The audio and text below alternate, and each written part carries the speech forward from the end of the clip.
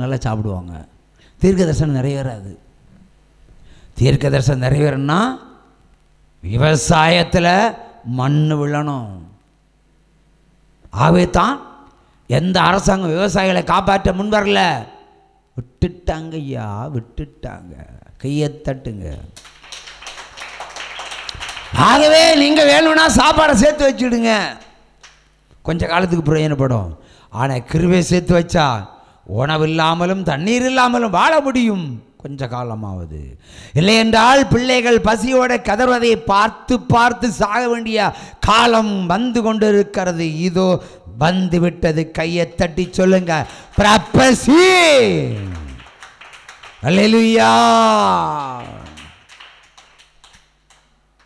இந்த அம்மா தான் சொல்கிறாங்க காலையில் வந்து, நீங்கள் தானே சொன்னீங்க சிஸ்டர், உன் பையன் எத்தனை பாட்டில் வாங்கிட்டு வந்திருக்கான் காலையில் சொல்லுங்கள். நிறையனா எத்தனை பாட்டில் வாங்கிட்டு வருவாங்க? 5 பாட்டிலும் 10. பணம் நிறைய இருந்தால் 10 பாட்டிலும். 24 மணிக்காரன் குடிகாரன். இப்படி தானே 24 மணி குடிகாரில் பெருகிட்டாங்க. ஏன் தெரிந்தல? நீ குடிக்க மாதிரி குடி, அநியாயம் சேரும் செஞ்சுட்டேரி. ஏய், நல்லது கட்டு உனக்கு தெரியா? குடிக்கிறவங்கள பார்த்து கேட்குறேன். நல்லது கட்டு உனக்கு தெரியும். ஹோட்டலில் போனால் என்ன சாப்பிட்ற நீ? கலங்க தண்ணி குடிக்கிறியா, ஃபில்டர் தண்ணி குடிக்கிறியா? நல்ல தண்ணி தானே குடிக்கிற. நல்ல ஹோட்டலில் பார்த்து சாப்பிடுதையா? நல்ல பிராண்டியாக பார்த்து நல்லா செலக்ட் பண்ணி சாப்பிடுவாங்களோ? அதுவும் கிடையாது.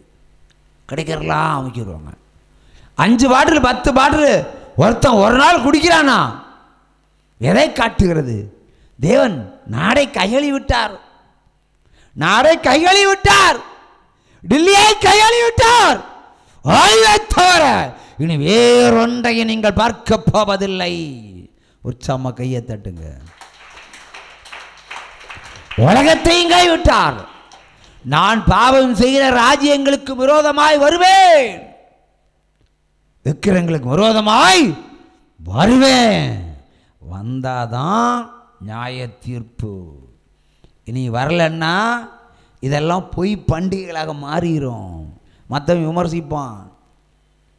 இயேசுக்கு பேர் சொல்லி கொண்டாடுறாங்க, இயேசுவே வரமாட்டாருன்னு அப்படின்னு சொல்லுவாங்க. ஏசாயா தீர்க்கதரிசன புஸ்தகம் 1ஆம் அதிகாரம் முதற்கண்டு கடைசி வரை வாசிச்சு பாருங்க. ஒரே ஒரு தீர்க்கதரிசி எழுதியிருக்கிறான். இயேசுனுடைய வருகை, இயேசுனுடைய பிறப்பு, இயேசுனுடைய வளர்ப்பு, அவர் படும் பாடு எல்லாம் எழுதி வைக்கப்பட்டிருக்கிறது. அதில் சொல்லப்படுகிறது, குமரி மாவட்டம் மறைமுகமாய் சூரியன் முதிக்கும் திசை தொடங்கி அஸ்தமிக்கும் திசை வரைக்கும் என் மகிமையை காண்பீர்கள். இங்கதான் வரப்போறாரு. அதுக்கு தான் 23 வருஷத்துக்கு முன்னாடி சென்னையில் என்ன ஓட விட்டாரு, நடக்க விட்டாரு. போ, நான் வரும் தேசத்தில் உன் செய்தியை, என்னுடைய வருகையை அறிவின்னு சொன்னார். அறிவித்துக் கொண்டிருக்கிறேன். நீங்கள் நேரடியாய் பார்ப்பது 10 பேர் 20 பேர். ஆனால் தமிழகத்திலே அதிகமாய் இந்த தொலைக்காட்சியில் அதிக மக்கள் பார்த்து கொண்டிருக்கிறார்கள், கோடிக்கணக்கான மக்கள். அல்லேலூயா, அல்லேலூயா. பார்த்தும் கேட்பதும் கொஞ்சம், ஆனால் என்னை நேரடியாக பார்க்காமல் பார்த்து கொண்டிருக்கிறது உலக தொலைக்காட்சிகளில் மிக பெரிய தொலைக்காட்சியாக ஜியோ ஒளியை மாற்றி இருக்கிறார் என்று சொன்னால், அவர் அன்றைக்கு என்ன சொன்னார்? நான் வருவதை நீ காண்பாய் என்று சொன்னார். அவை தான் சொல்லுகிறேன், சாவே இல்லை எனக்கு, அவர் வரும் நாள் வரைக்கும் நான் இருப்பேன் என்று சவால் விட்டு சொல்லுகிற ஒளியா. ஆனால் அவர் வெடிகுண்ட தூக்கி தலையில போடுங்கயா, வெடிக்குதான்னு பார்ப்போம். அது பூமலையாய் மாறிடும். நானே சொல்லுவதில்ல, 1000 மந்திரவாதிகள் ஒன்று சேர்ந்து எல்லாம் ஒன்று சேர்ந்து என் கையையும் காலையும் கட்டி பாருங்க, சவால். முடியுமா? எத்தனை வாட்டி சொல்லியிருக்கிறேன். நீங்க பண்ணத்தான் சரிங்க, பண்றீங்க, அது எனக்கு தெரியும்.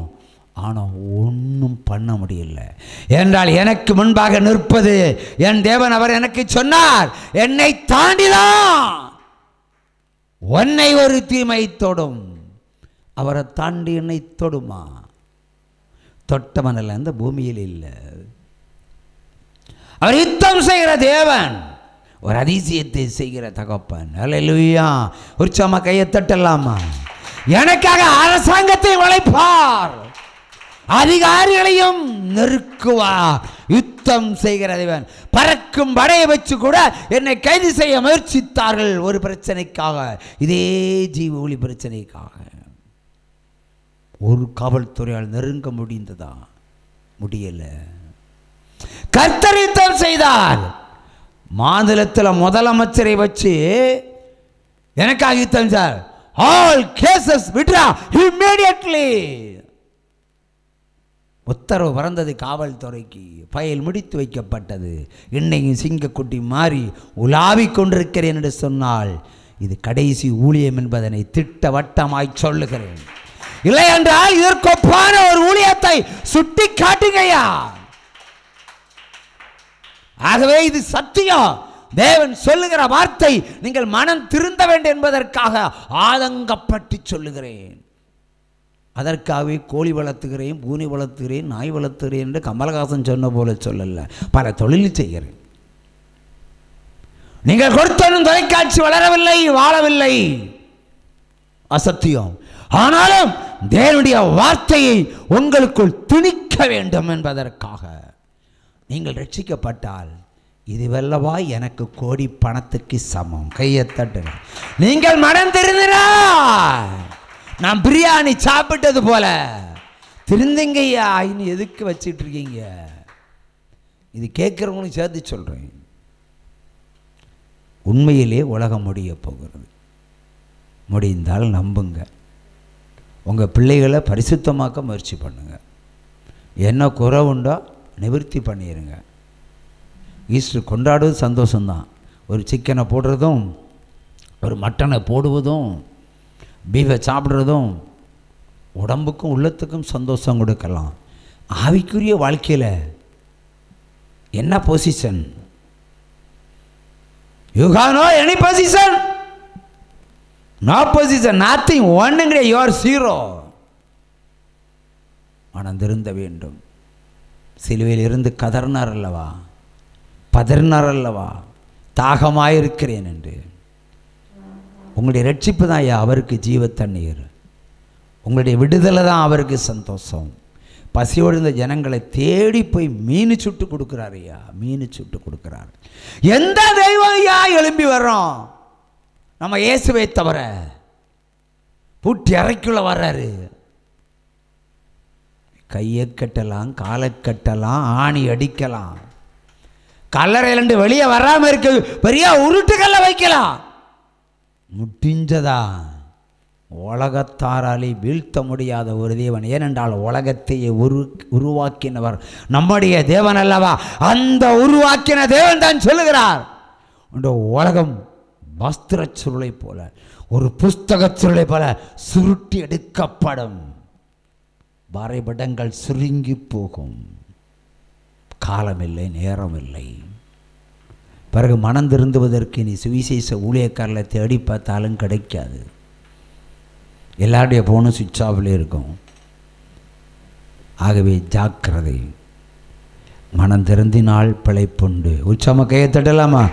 இந்த தெய்வம் நம்ம தெய்வம், நல்ல தெய்வம்.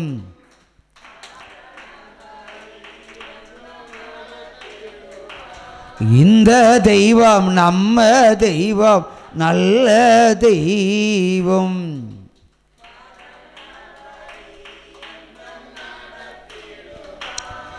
எத்தனையோ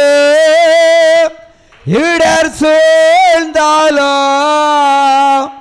அத்தனையோ தாங்க பலன் தருவார். அந்தி சந்தி மதியான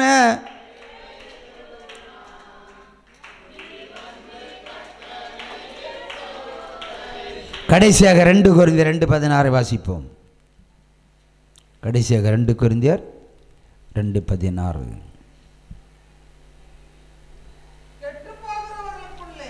கெட்டு போகிறவர்களுக்குள்ளே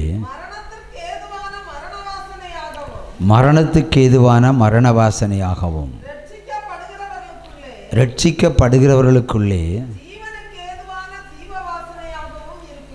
ஜீவனுக்கு ஏதுவான ஜீவ வாசனையாக இருக்கிறோம். ஆகவே பிரியமானவர்களே, ஒருவன் கெட்டு போகிறவனுக்கு மரண வாசனை ஏற்படும். பவுட்ரு போட்டால் மனம் வரும், பவுட்ரு போட்டால் மனம் வரும், நல்லா ஸ்ப்ரே போட்டால் மனம் வரும். அது மாதிரி சாவு நம்ம பக்கத்தில் வந்தால் நமக்கு என்ன தெரியும்? மரண பயம் நமக்கு உண்டாகும்.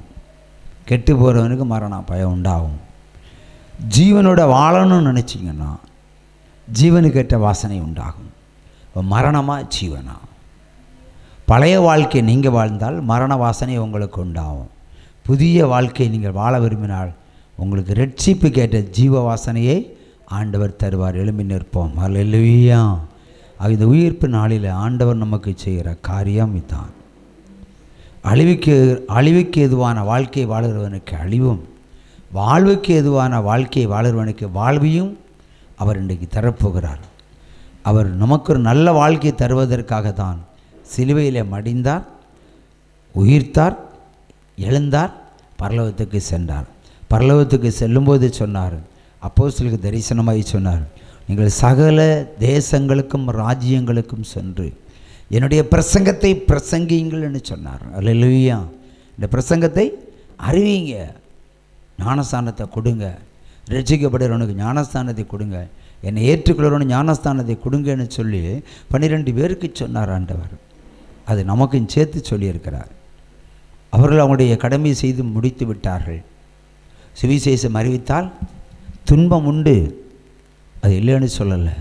தோமா பரங்கிமலையில் உட்கார்ந்துருக்கிறார்.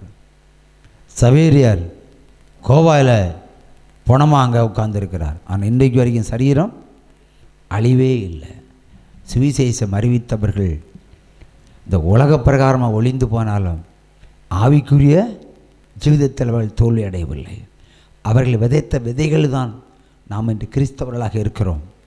தேவன் அனுப்பின அப்போஸ்தலர்கள் இந்தியாவில் வந்து சுவிசேஷம் அறிவித்ததுனால தான் இன்றைக்கு கிறிஸ்து இயேசுவை பற்றி நாம் அறிந்து கொள்ள முடிகிறது. கொஞ்சம் கொஞ்சமாக அறிந்து இன்றைக்கு நன்றாய் அறிந்திருக்கிறோம். நன்றாய் அறிந்தவர்கள் நன்றாய் மணந்திருந்தினால் இந்த மரணத்துக்கு ஏதுவான வாசனை ஒளிந்து போகும். ஜீவனுக்கேற்ற வாசனை நமக்குள்ளே கடந்து வரும். உற்சாகமாக ஏற்றலாமா? அல்லேலூயா, அல்லேலூயா. ஒரு புது வாழ்க்கை வாழ்வோம், ஒரு விசுவாச வாழ்க்கை வாழ்வோம், பிசாசை துரத்துவோம், சுவிசேஷத்தை அறிவிப்போம், உலகமெங்கும் அறிவிப்போம். அல்லேலூயா, அல்லேலூயா. இந்த தெய்வம் நம்ம தெய்வம், நல்ல தெய்வம், மரணவரி எந்த நடத்திடுவார். இந்த தெய்வம் நம்ம தெய்வம், நல்ல தெய்வம், மரணவரி எந்த நடத்திடுவார். எத்தனையோ இடர் சூழ்ந்தாலோ அத்தனையோ தாங்க பலன் தருவார். அந்தி சந்தி மதியான